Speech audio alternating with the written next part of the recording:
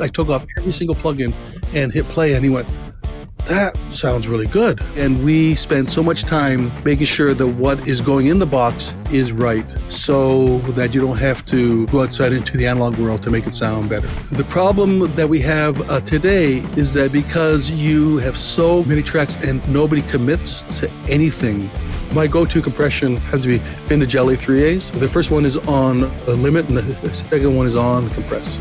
The mix starts when you plug in the first microphone. Your mixes are so powerful. What do you think is the most important element to achieve that? This episode is brought to you by Baby Audio. In today's episode, we talk with Garth Richardson. He has worked with Rage Against the Machine, Red Hot Chili Peppers, and Melvins. We discuss how to achieve powerful mixes, music production, stories from Sound City Studios, and much more. Hey Garth, welcome to the show. Thanks so much for doing this and for being here. Fantastic. Happy to be here. I need to start with this really important question. Is it true that Sound City was haunted? Yes. Yeah, there's some great stories. Do you know who Matt Hyde is? No, actually I don't. Okay, Matt Hyde had done the the actual Slayer record, God Hates Us All. So he's like this big time producer, wonderful human being, amazing person. And he was sitting outside the front doors of Sound City having a smoked cigar. Uh-huh. He loved to smoke cigars. And we were, I think Matt, who was in Studio B, who was in Studio A, and Matt came inside and he was white as a ghost. And we went, Matt, you okay? He just saw the mother and the two daughters, the two kids, the ghosts, walking down the stairs, coming across the parking lot from the upper parking lot. Oh. And he said it was a ghost. Now, when I was there, Joe, what's his name? Joe Abrisi and I were the only ones in the control room. We were the only ones in the whole building. No one else was there. The doors were locked. And the intercom rang. We pick it up, nothing there. We hang up the phone. Intercom rings again. Wow. We go to the other rooms. We look around. There's no one there. We go back to the control room. It does it for the third time. And Joe and I look at each other and said, we're fucking out of here. We're done. Now, the other time, because in the back hallway, there were these rooms that no one ever used. Like nobody would ever even go near these rooms, because certain times you go back into the rooms and it was freezing cold. Wow. You go back in later on, it was warm, and you go back in and this chill would come through your bones. Okay. So yes, Sound City is haunted. Guarantee it. Cool. So, aside from that, what made that studio so special? You know what? That's a great question. Well, first of all, the console sounded phenomenal. You could put up a fader and you kind of go, oh, a little 10K, maybe a little, 300 hertz off. Mm-hmm. But whatever came through the console just sounded absolutely amazingly great. It sounded thick. It sounded full. He wasn't hyped. He just control. For some strange reason, that room worked. The control room wall was literally 4 to 5 feet away from the front of the console. So the room wasn't deep at all, but it just worked. Mm-hmm. Just had that sound to it, right? Mm-hmm. Cool. So, in your opinion, what are the key elements that make a mix great? Okay, so here's something that a lot of people out there are going to hate me for this, but the mix starts when you plug in the first microphone. Mm-hmm. Mix starts when you're talking to your artist or your band or whatever you're doing. You have to start mixing then. In the old days, They used to call it pencil mixing, where every fader on the console was at 0, so that as you tracked, you were mixing as you tracked. So that you pull up any of the old vintage multi-tracks, you can literally put everything at 0, and it sounds mixed. And the problem that we have today is that because you have so many tracks and nobody commits to anything, that a scary situation. I was hanging out with Andy Wallace, who has mixed, phenomenal records. And he had a second engineer going, "Hey, Andy, this next band that we're mixing, the engineer put separate mics on each cabinet on the separate tracks. So if there were 4 mics on one cabinet and there were 8 guitar tracks, so you do 4 times 8, like stuff." And Andy said, "How don't you decide which mic you think sounds the best on each cabinet and get rid of everything else?" So mixing starts from the first time you put up the kick drum mic to get the kick drum sound, to get and also too getting every player to play his parts.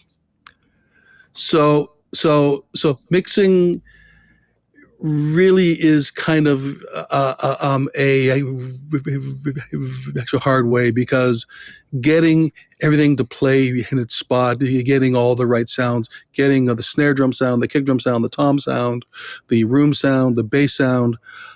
Basically, we spend a lot of time making sure that we have the right parts, and the bass player isn't overplaying, and drummer. Because if everybody's doing this and they're all pounding, then they have no room for the vocal.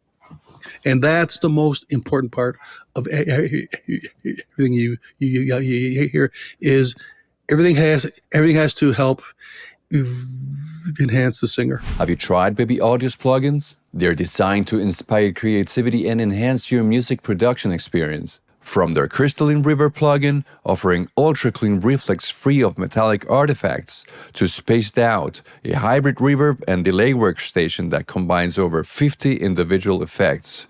Baby Audio provides tools that can transform your sound. Right now you can get an exclusive discount on all their plugins. Just use the code AGARTHA15 at checkout. Don't miss out. Click the link in the description and elevate your music today. Yeah, I see a lot of people starting out who focus too much on the sound and forget about the emotions. What do you think is the most important thing to ensure the mix connects with the emotion of the song? It has to move you, right? The mix has to move you. It has to make you. It has to make you feel, right? There's a great thing. What's his name? Jack Anton, I think it is, who did all. Phenomenal producer, and everything that I've heard him say, he's always talking about the emotion. And the problem is that today we suck every bit of emotion out of everything we do, because we're so actually processed on actually plugin after plugin after plugin after plugin after plugin, and we want to capture performance. The reason why I think the Rage record sounds so good and has a feel to it is because my job was to actually capture that band, not put them into the actual situation to where they didn't feel comfortable, because you actually saw them live. Went to meet them. I was in this little room with them, and they played, and I actually felt like I had actually seen God. And I was just, I couldn't talk to them, because I was just like, what the hell was that? Like, right. And then, so my job was to capture that emotion. And that's basically what you have to do with a mix. You have to capture that feeling, that emotion, so that when something hits, it hits right. And how are you mixing nowadays? analog hybrid or full in the box? No, in the box. In the box because so many people have so many recalls, Mm-hmm.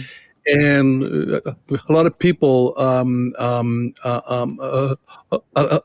lot of mixers are doing multiple records at the same time mixing them, and to have to basically go back and recall all of the analog stuff and then do actually bar 45, there's a triangle part that's way too loud, to have to recall all that just to turn that little part down, Mm-hmm. and then tear it all apart and go to the next song on the other band you're doing. So I do it in the box, but again, we spend so much time making sure that what is going in the box is right, so that you don't have to go outside into the analog world to make it sound better, because it's going in sounding right. Mm-hmm. And what are you using on your mix bus? Oh, you know what? I have to open up something and tell you. Here. So on my mix bus, here, hold on a second. It's going to open up. Mm-hmm. Yeah. I tend to. There's a guy that came to me one day, and he wanted me to listen to his mix, and I opened up his session, and he had subgroups of subgroups, and on every subgroup and on every channel he had as many plugins as you could put in, Mm-hmm. and I hit play, and the mix was like it was like I went, oh my god, and I said hold on, and I saved as, and I took everything off. I took off every single plugin and hit play, and he went, that sounds really good. And if you look at all of the insane mixers, Mike Fraser, Randy Staub, who did the Black Album, Mike Fraser has done the last 6 AC/DC records, Andy Wallace, Chris Shaw, Dave Schiffman. When they mix on a analog console, they really only have one EQ, and Mm-hmm. they maybe have a compressor. And Yeah. what seems to be happening is because we have so many options, and we have all of these companies selling us this plugin, this plugin, this plugin, this plugin, this plugin, this plugin is going to fix your world. Every amazing record was done with actually minimal gear, Mm-hmm. right? Yeah. So it's kind of like it's kind of sad, right? Yeah. Okay, so on my mixing bus, stereo bus, where is it? Here it is. I have a SSL G series bus compressor, Mm-hmm. and then after that, I have an EQP1A Pultec. I have this thing called the linear phase multiband on it, and then I have the ProLogic 2. Mm-hmm. The L2, yeah, and that's my mix bus, and that kind of gives it enough pump and size and G level. Mm-hmm. Was it hard the transition, like mixing analog, going into in the box? Well, I was talking to a buddy about this. Way back when actually Pro Tools first came out, I was doing this record in San Francisco, and the extra studio were actually recording vocals into Pro Tools. And we went, have you fucking lost your mind? Are you crazy? What are you fucking doing, man? And so all of us old school of dudes were like, you guys are fucking out. How do you mind? We were scared to touch the computer because we didn't know what it was. And now that's become the norm. Mm-hmm. It's a great tool. It's made us lazier. It's made us not work as hard. My dad used to make records. My dad did These Eyes Laughing Undone, American Woman, Bob Seger Night Moves, Alice Cooper, Mm-hmm. Death. And when we went into the studio, you would actually there was only one phone, and you would literally pick up the phone, call up the front desk saying, "Hey, would you hold all the calls?" And you'd close that vault door, and you would work from like noon until 4 in the morning, making sure that the parts were played right, making sure stuff. Now it's like, okay, give me the bass part. Okay, that's that's good enough. I can edit it. Right, Yeah. and that's because and again, this all stems back to about your first comment is what do you do about a mix? If you get somebody to play it properly and play it well, you have to edit it, right? Right. So it's kind of one of those things to where um, um, it's easier to get someone to play it right once than to have to get it kind of close and then edit it to and edit it because then you're taking out the that kind of emotion, right? Yeah, sure. Yeah. Your mixes are so powerful. What do you think is the most important element to achieve that? Okay, how you have a theory. So speaker works by going out and coming in. Mm-hmm. Everything, if everything is aligned properly, the kick, the bass guitar, anything to do with the bottom end, and the snare and everything, if it's aligned properly, the actual speaker works efficient, like works how it was designed, which makes everything sound powerful. I also spend a lot of time making sure that everything's in tune, because it should sound like one hand of God is playing every string at the same time. The bass guitar, the strings, the keyboards, it should be one hand playing it all, so everything moves and comes back and comes forward. I think that's how like my wherever I touch sounds actually big. And if you receive a recording and feel that it lacks energy, how do you bring it to life in the mix? You use a lot of compression. Then you do it to where it's a fast attack and a somewhat fast release, so that it actually breathes a bit. Mm-hmm. Because you have something that comes in that's kind of very linear, flat. How you want to basically pump it up and just get it to kind of move, right? If that makes sense. Mm-hmm. Do you like using in parallel compression?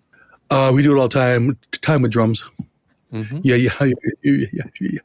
Take our drums on the SSL consoles in the old days. Used to have the back bus, and you used to send your kick and snare and tom toms through the back bus, go into a really fast, fucked up compressor, and then bring it back in to some channels. That's how you get the punch. And what elements do you usually compress, and what will you never compress? Oh, that's a cymbals. You don't really want to compress those because then you don't want them to get that stuff. Mostly kick, snare, drums, guitars a little bit, but we also do a very slight compression going into the box. The one thing that I have to stress here is that when you are recording vocals or you are recording something, unless you're going for an exact fucked up, super compressed squash sound, put everything into the box, make sure it's very well recorded, and just slightly compress it, because you can always go after the fact. You can squash it, the rat shit, but if you scratch it, you like actually squash it to complete hell. Mm-hmm. But then if you want to come back, you can't. Right. So there's a fine line again. It goes back to my conversation about when you're beginning to set up your recording sessions. That's when you're starting your mix, right? And you have to kind of know that that your ideas and your flow is right, so that when it comes time to actually physically mixing it, and the other problem is your song should sound really good when it's ready to mix, and then you shouldn't have to do much after the fact. The mixer should be able to get it up and balance it and done. Whenever I've sent tracks to Andy Wallace, he would take 4 hours on a song, and it's done. Mm-hmm. Because we always lay it out right to him, and then he gets it and goes, oh, blah blah blah blah blah blah blah, and it's done. Right, and then, yeah. Mind you, he is phenomenal, right? Mm-hmm. So Going back to the thing you told me at the beginning, do you still record the same way, like putting the faders at 0? We try to, but you know what the problem is that because of the whole digital world, I know that my engineer Dean Marr, who did Slayer, he worked with AC. He's very good at making sure that everything is at the right levels, so that when we do put up stuff, it's right. Mm-hmm. Yeah. Cool. And how do you start a mix? Well, there's a wonderful thing that we do is you get the song up really fast, we balance it up, listen to it, and then begin to figure out what it needs and what it doesn't need. Right? I hate when somebody, I've seen this, someone actually starts a mix, putting up the kick drum, and then he begins to kind of EQ it and going, yeah, but what are you EQing it to what? Right? So always when you begin to mix, get everything up, listen to it. I usually tend to not send actually rough mixes to the mixer if someone else is going to mix it, because I don't want them to have any preconceived notions. I want them to get it up on the console or in the box and actually play it like play it like it's an instrument, right? Because that's what we do. We want it to sound and to be played like it is your instrument, right? And at what point of the process do you start turning on maybe the compressor or the EQ on the mix bus?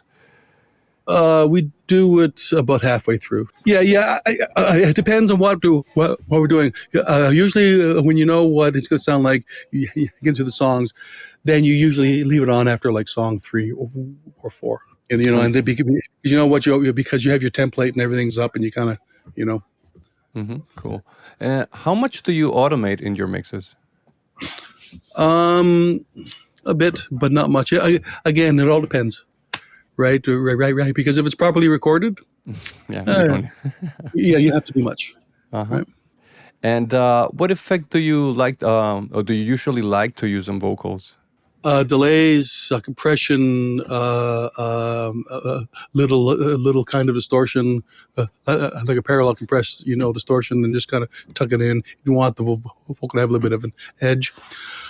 I tend to like the vocals dry, and then if you solo it, you can kind of hear something. I'm not a huge fan of reverb. It's not my favorite. I just don't like it. Sorry. Shifting gears a bit, how has your approach to production changed over time? It hasn't changed because it's always about the song. What did you wish you had known when you first started? To not do this. No. The thing is that everything is still the same from when my father was making records and I was 5 years old. He had to go into the studio with them.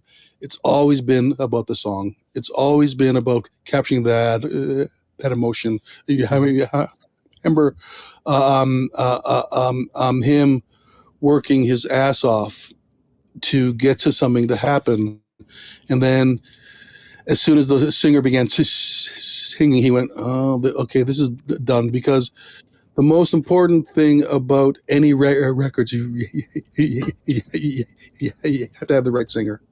You have to have that person that's going to be the star, right? So nothing really has changed except more people are making records badly.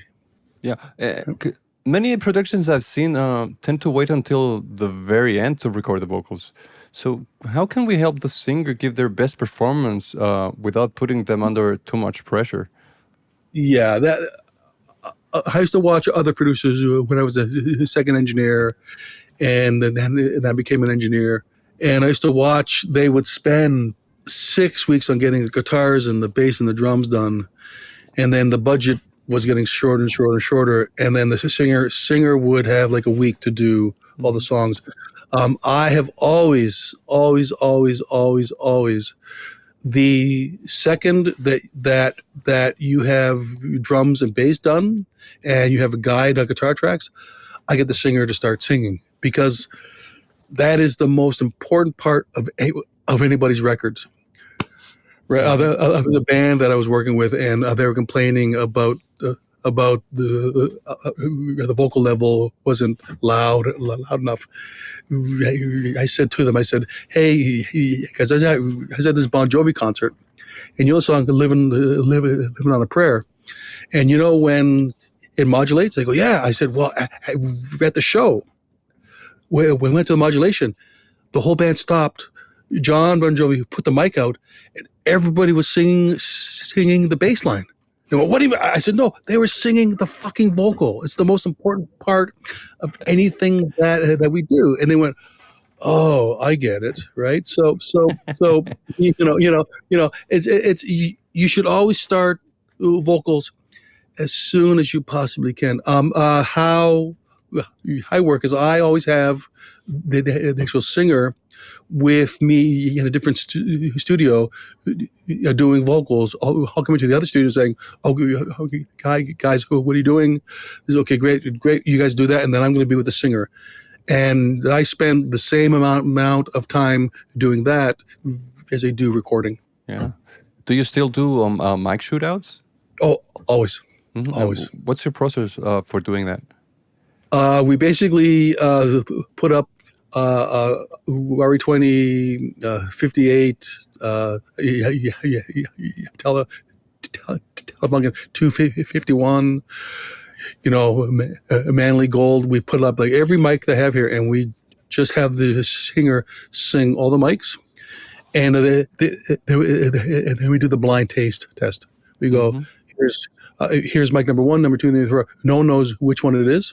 And then we go, we like number 2 and number 4. Okay, take all the rest away. Okay, now let's do it again. And then we do mic 2 and 4, and then we pick the best one that suits. I've had singers that have basically used used an SM7, which you have there, and then I've had ones that have used an M49. The whole Rage record that they did was done on a Shure 58. Yeah, cool. Right? And it worked. And during those mic shootouts, are you making different takes or like? Yeah. Okay. Different takes, and that way we can A/B them all. And then once you pick the microphone, we go after the compressor.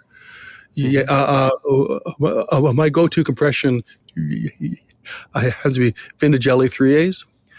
The first one is on limit, and the second one is on compress. And I do it between 0 to like about 3 dB on both. Oh, cool. Yeah. First time I hear that. Yeah. I'm gonna copy you. It works. So how do you tell when a musician is no longer at their peak level in the studio and it's better to stop? Well, she starts with the drummer. The drummers will say, "Well, man, I can play," and I go, "Okay, tell me tell me how many times you've done a actual 8-hour concert. You've played drums for 8 hours straight." "Oh, I've never done that." I go, "Okay, so tell me how long you've played. Well, like I did a 2-hour show once. I go, okay. So you can always tell the drummers, the legs begin to get wobbly with the hands, and then you hear more flams, and also levels go down because he can no longer play. The same thing with singers. The same thing guitar players, bass players really don't have it tough. They just have to hit one string at a time, right? But guitar players, after a while, their fingers get sore, their arms get sore, and also mentally, it's tough, right? Mm-hmm. But you can usually monitor it, and then sometimes when you get to a part, you look at the time, you kind of go, you know what, we could do this probably in the morning faster, and then you stop and you come in, and you bang the part in about 20 minutes compared to actually 3 hours. Mm-hmm. Right. So it's your job to be the coach saying, hey buddy, you're gonna, like we're done for the day. And usually every single drummer goes, yeah, man, you were right. I was so tired. And you also have to understand that you're doing doing a sprint. You're doing a actual marathon race here. So you have to pace yourself. Yeah, and you were talking about this before. What do you do to make sure the drummer doesn't overplay in a song? Well, there's this one session I was doing, and the drummer, he would literally play the song, and it was just drum fill after cymbal crash, cymbal stuff, and of course, there's a singer going, I want to be with you. And he's like, whatever, stuff. And I said, hey, guys, can you play me the song again? And he said, yeah. And then at the end of the song that they played again, the drummer looked at me, and I had taken everything from him, except for his hi-hat, kick, and snare.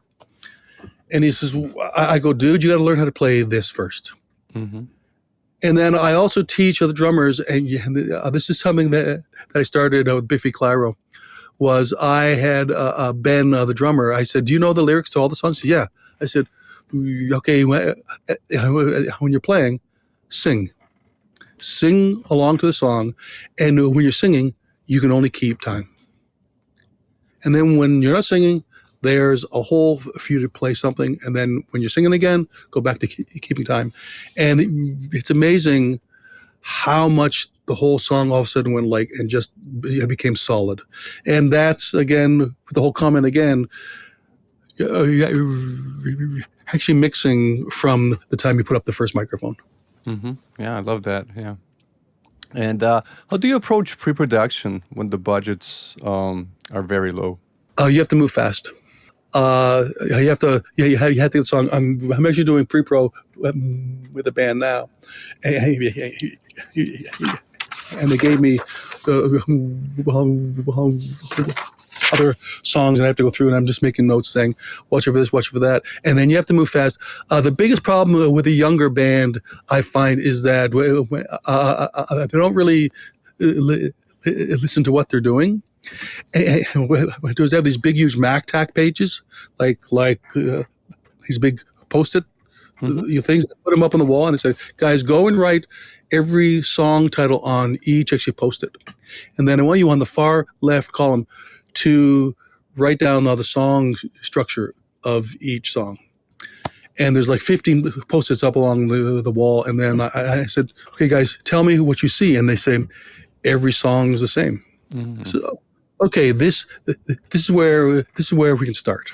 Mm-hmm. Okay, so every song has intro, verse, pre-chorus, chorus, re-intro, verse, pre-chorus, double chorus, bridge, and then chorus out. I said, okay, so that's great for one song. Let's start looking at all the songs that way now. Let's look at how we can make each song have their own life, have their own pulse. It's kind of like you have a family, and every kid is different. Mm-hmm. And so that you have to kind of stress that. You have to make sure that every song has its own personality. Every song gets its own time. So have to move fast. I do find the bands that we had to do that with, you can move fast, and things really turn great because you're kind of in a car going down this mountain road with no brakes. You're like, hold on, guys, we're gonna go for a ride, and you're like, and then things become things. They become passionate. Do you think there's too much editing and tuning happening nowadays? Yes. Yeah, flat out, yes. Yeah, and the thing that we talked before, too much editing takes out the emotion, I guess. Yeah, yeah. But you know what the problem is that if you look at, it's a perfect example of it. When you look at Alice in Chains' "Dirt," that is such a phenomenal sounding record. It feels amazing. Then you look at the Alice in Chains records after Lane Staley passed away, and then they began to do it in Pro Tools.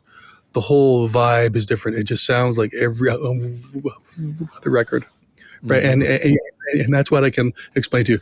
If you look at the Rage Against the Machine records, the one I did, there's no Pro Tools. After that, you can tell that they probably did some editing because it sounds too perfect and too clean. Yeah, that's the word. Too perfect. Yeah, yeah. I was talking with Michael Beinhorn the other day about recordings.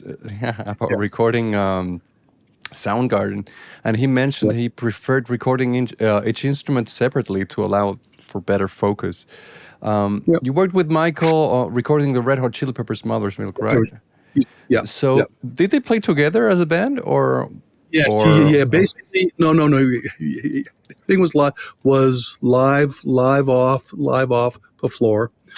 The bass and drums, we fixed 4 bass notes on the whole record.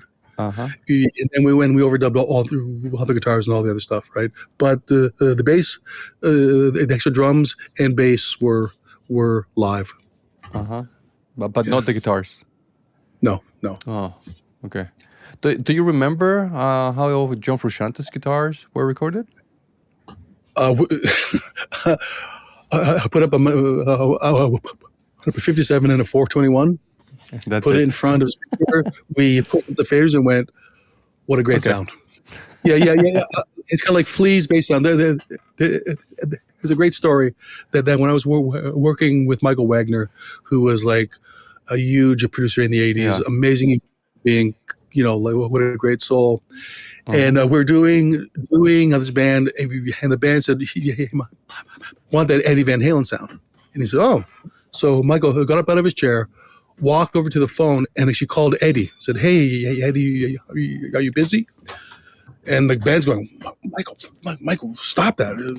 And then Michael hang on, hey, Eddie, I'll call you back. Bye. And then Michael came back and said, the only way that I'm going to get the Eddie Van Halen sound is to get him to come in and play your parts. So then he said, let's get your sound. And that was when that happened, I went, oh my God. So Flea's bass sound, that was Flea. I put up a microphone, I put up a fader and went, done. John, same thing. John was faders up because John gave you that sound, right? Yeah. Oh, cool. We have some questions from our audience. And the first one is, how do you approach guitar tracking to avoid muddiness while keeping it thick? Well, I do have a splitter box that basically I can run up to 6 different heads and cabinets at the same time. And I spend like a lot of time making sure that we capture the guitar player's sound. It's a lot of if your sound coming out of the microphone isn't right, you got to go move the microphone. We always start with it dead center cone. That's where we always start, and then from there, if it's a little bit too muddy, you have to go to the amp, and we fuck with the amp first, and then if it's not right there, then we add some EQ to it. right? So it's a process of making sure that your guitars are set up properly, make sure you have good guitars, and again, it also depends on the player. Right? And how do you manage phase issues with so many mics? You have to phase them out. There's a great trick that we learned is that you basically get your guitar amp on loud, but make sure no one plays it, and get on some headphones. And you move the mics to find the sweet spot. So it goes, and when it gets to the peak, then it's in phase. And then you do that with the other mics, and then it gets everything at the same sound. I remember I met Michael Wagner. I think it was like 2006, and he was recording guitars and he was checking phase, I guess. But I can't remember now how he did it. It was like he panned one to the right and the other one to the left, and he did something with the white noise or the I don't know the Yes, yeah. Same thing there. Yeah, another trick that Michael Beinhorn did, and he actually blows the people away. Doing your bass part, you take your bass cable that's coming from your bass guitar into your head, and you flip it, and you flip it. One will have better bottom end. Really? Whoa! I'm gonna try that out too. Yeah. Yeah, people that when I tell them that, they go, "Yeah, fuck you, Garth, you're full of shit," and all of a sudden I do it, and they go, "Holy shit!" Because of the resistance of the cable, right? Cool. It's So, have you tried those cables, the undertone ones? That you can like move? No, like No, Eric Valentine. Yeah, You can. I think it's the impedance. You can change the impedance of the cable. Oh, okay. So the second question here is: people no longer have mentors. What do you think has been lost because of that? You know what? A ton. Because basically, people. I was mentored by my father, Bob Ezrin, and Michael Wagner. I owe my career to them. I find that because everybody's mentor now is your show and all the other shows and all other people telling you this is how it's done. But to sit and watch Michael Wagner or Bob Ezrin or his engineer Brian Christian or all the people that I grew up underneath, you're in the room with them, and you're actually watching them work. And the other rant that I have to go off about right now is a stem is not a single kick drum mic. It's a kick. It's a track. Taking your drums and bouncing it down to a stereo pair, that's a stem. So all these people out there that are saying this is a stem, it's not a fucking stem. I hate that. Fucking hate that. That happens in Spanish too. So. I hate that. It's like a single vocal track is not a stem. It's a vocal track. I remember watching Michael Wagner. He worked so hard to find the band's sound. I remember he did this crazy mic shootouts for the snare, for the kick drum, and actually I learned how to cue without with just the mics. He taught me that. So my question is, do you do something like that, or is it? Do you have time to do something like that now? Well, it depends on the budget, right? It depends on how much time you have. There's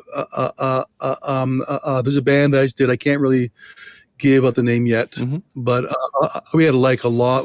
We spent 4 months making the record. and we had plenty of time to try multiple heads and cabinets and snare drums and did different kits and cymbals and microphones and because you have the time. But if you have a low budget, you have to follow and just do what you've always done, but then you have to do it fast. I love that. Yeah. Well, there's something about like I did the Rage record. It took us 30 days, and then it got mixed, right? So that we had the time to be able to go in, and it was go, do an uplink. It's done. Here you go. And then when you have the other records that you spend 3 months on it, Devin Townsend and I did a record with him during COVID, and we spent 8 months on it. And, Cool. and like by the time we were like, okay, man, I'm done. Are you? Like we were snapping at each other and just like it was like, right? Like 8 months is just a little bit much, right? So, yeah. Cool. Here's another question.